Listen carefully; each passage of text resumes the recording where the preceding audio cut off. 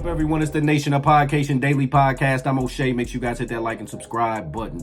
Pusha T and No Malice, the Clips, talking about how they left Def Jam when Jay-Z took over because things just weren't right. Now, as we all know, the Clips just got back together. They just dropped a new album. It's decent to me. You know, I'm not the biggest Clips fan, but they got a couple songs on there that's all right. Will I be listening to the album in a month? Probably not. But at the same time, when I listened to it, I gave it a full listen through. It was a cool album. I ain't got no, nothing really too bad to say or too good to say about it. It's just a normal Clips album. They had a couple decent little tracks on there, and it is what it is. Once again, I'm not the biggest Pusha T fan. I'm not the biggest Malice, No Malice fan. They music just don't vibe with me. You know what I'm saying? So anyway, they go on the Jadakiss and Fat Joe show, and they talk about the real reason why they ended up leaving Def Jam when Jay-Z took over. Let's tune in. Yeah, I was about to release the album. Something happened with Def Jam, and y'all got up out of it. Yeah, the politics and the business never stops. Never. That's the biggest takeaway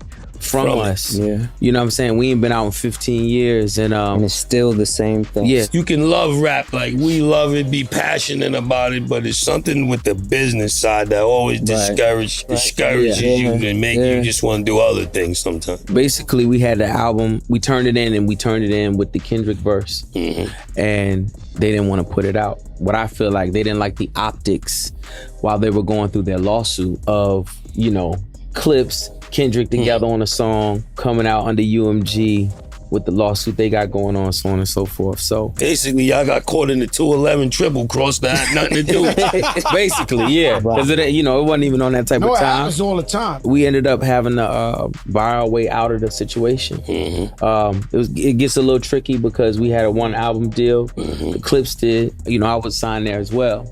The Clips couldn't just leave without me, so we had to figure it out, and here we are. Definitely shout out the whole, man. Rock Nation, for sure. Yeah. Rock Nation, there you have it. So you gotta respect it. If the paperwork ain't right, if things ain't right, the best thing is to get out of the deal, because otherwise you're gonna be sitting there doing all these albums, not getting no money, doing all these shows and not getting no money, and just basically giving it back to the record label. And they're not the only ones that have said things ain't right. We've heard Nicki Minaj talk about things over at Rock Nation because Jay-Z's in charge of that, and she's saying that he owes her a whole bunch of money. So, I know a lot of people like to talk about the Birdmans of the world and your Suge Knights of the world robbing folks for their money and their music and stuff like that. It's other folks that do the same things. It's just not public knowledge like that. Like your Master P's of the world, folks like to talk about what Master P hooked up his artist. He gave him a house, he gave him a chain, he gave him a car. You know what I'm saying? Okay, but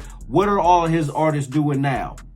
He doesn't have no Lil Waynes. He ain't got no Drakes. He ain't got no Nicki Minaj's, no Juveniles, no BGs. He ain't got none of them. It's Master P, and then you got all of his artists. You know what I'm saying? So this is more to it than that. Same with Jay-Z. I mean, he does have, you can say he's got Kanye under his belt. He's got he's got Rihanna, and those are his too. You feel me? We're starting to hear stories about Jay-Z, how he's done Nicki Minaj, how he's done some other artists like Meek Mills of the world and stuff like that. So Birdman is not the only one that's out here robbing his artists or doing his artists bad. It's a lot of these so-called CEOs or rap head honchos that do their artists bad. They get the bigger bag. They want to just pay the artists off with a little bit and just give them a house, a car, a no-limit chain or a Rockefeller chain or whatever it may be, and then think that everything is all good. Not happening. Nation, what do you think about Malice, No Malice, Pusha T's comments on the reason they left Def Jam because of Jay-Z? Y'all let me know in the comment section down below, and make sure you guys hit that like and subscribe button on your way out.